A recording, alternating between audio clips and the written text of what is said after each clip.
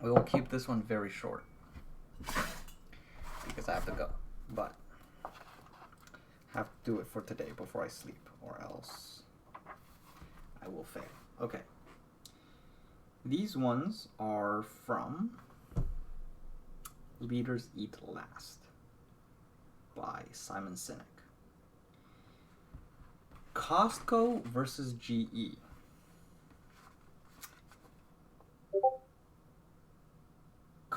Okay, so General Electric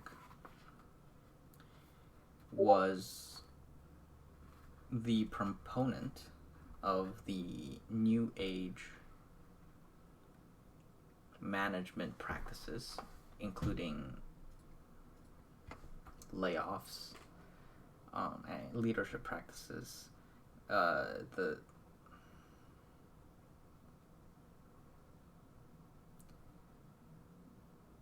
I don't remember the other examples, but basically it was very focused on short-term margins. Whatever decisions they made, they saw short-term stock benefits, and they always talked about stock shareholders first, and they kind of pushed the idea of shareholders first and made all of the decisions measured in short-term metrics, whereas Costco was employees first, and the employees would be in charge of dealing with the customers, and then from there the shareholders would benefit. And over the long term, Costco outperformed GE on average. Short-term GE had lots of ups and downs. And the other thing is that you have lots of these executives who come in, do things. Maybe the stock price goes up or whatever. They own X amount of stock. And when they leave, they walk away with a huge amount of money. Even when they leave because of an issue, they leave in shame or whatever. They got kicked out because the company was going down.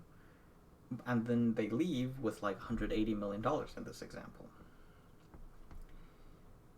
Also, the damage they dealt to the company environment, where people were living in fear, basically, of getting laid off or whatever, continued after they left. And so, you know,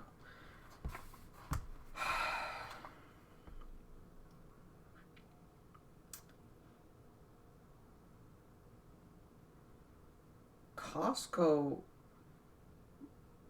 So the CEO of GE, or was it General? Anyways, the CEO of GE talked about how well he did, but he only did as well as the market. Like, it went up, but the entire market went up. When they compared him against the S&P 500, he matched it, and then and so he got praise for it. But the next leader, who didn't have as good performance, also matched the S&P 500. So it wasn't their fault. It was just it matched the market. Point is, it wasn't really the leader's merit. Those that offer solution should first check if they're part of the problem. Okay. So the example Simon uses in this case is about doctors and the Black Death of childbirth, which was how mothers didn't make it past childbirth. And the doctors were doing autopsies for years, and they couldn't figure out the problem. One guy came out with an idea, with a book, I can't remember, and said, hey guys, doctors, you're the problem. And these doctors of, I guess, the Renaissance or something, who are developing and very confident in the recent medical development, very confident. Of course we're not the problem. You're crazy. And what the author saw was that they were doing autopsies in the mornings and delivering babies in the afternoon. And 10 years later, they were like, if we just wash our hands and sterilize our equipment, the mothers will live. And so they started sterilizing their equipment, and then the Black Death of childbirth went away. Or so the story goes in the book. The moral of the story, I don't know if the story is true, but the moral of the story isn't true enough. Sometimes you're the problem. My team is dysfunctional. I never listen to myself.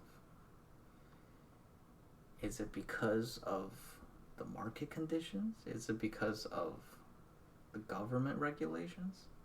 Maybe, but sometimes you're the problem.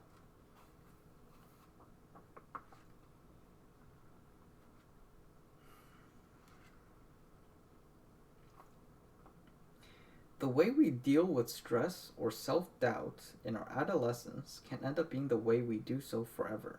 This one is not from Leaders Eat Last. So,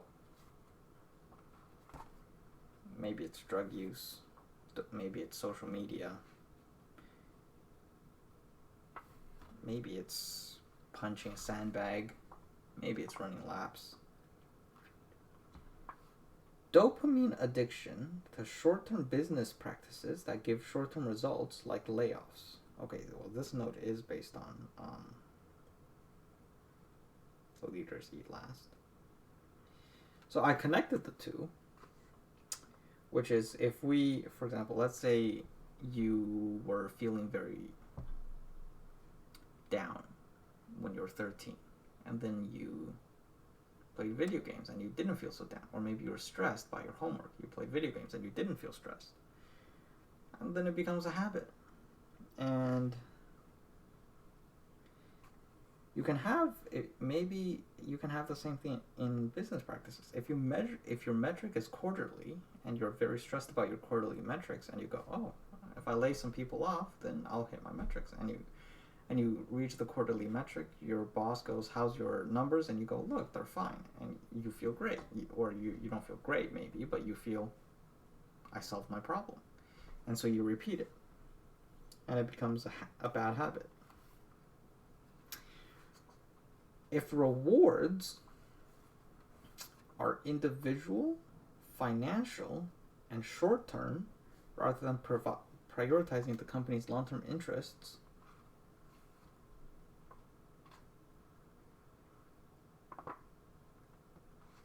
then you'll have people that are fighting for individual, financial, and short-term benefits rather than prioritizing the company's long-term interest. So in Leaders Eat Last, Simon used a company called AOL. Don't know what this company is or what it does or what it sells. But what they did was they had two separate groups for and incentive structures.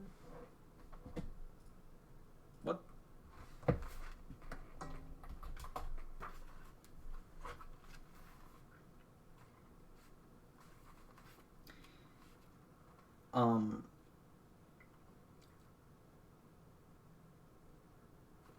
So one group was focused on, or was rewarded and focused on acquiring customers.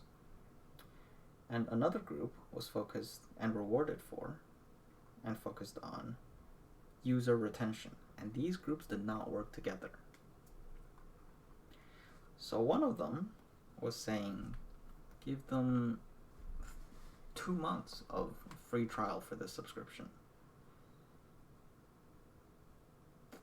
And customers came in, and this team, who was responsible for acquisition, got rewarded. And then the other team, who was responsible for user retention, now we're dealing with users who got 2-month free trial, whether or not they like the product, and now they have to deal with it, and the reward is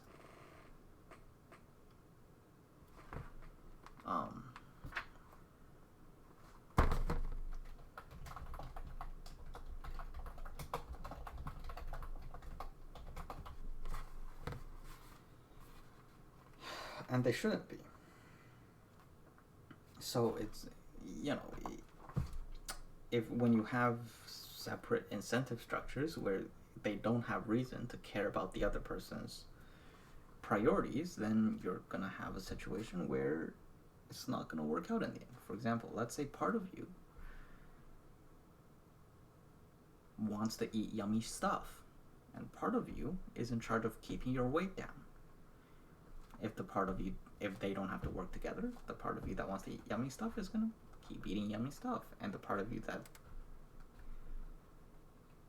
and get rewarded for it. So when you eat yummy stuff, this part of you gets rewarded.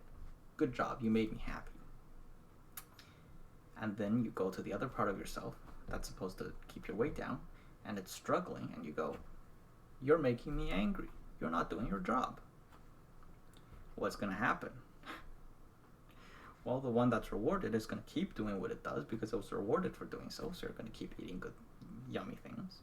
And the one that was punished because it couldn't do its job, just keep your weight down, is going to keep getting punished and not do it. Because that's how incentive structures work. They will do what they are rewarded for doing.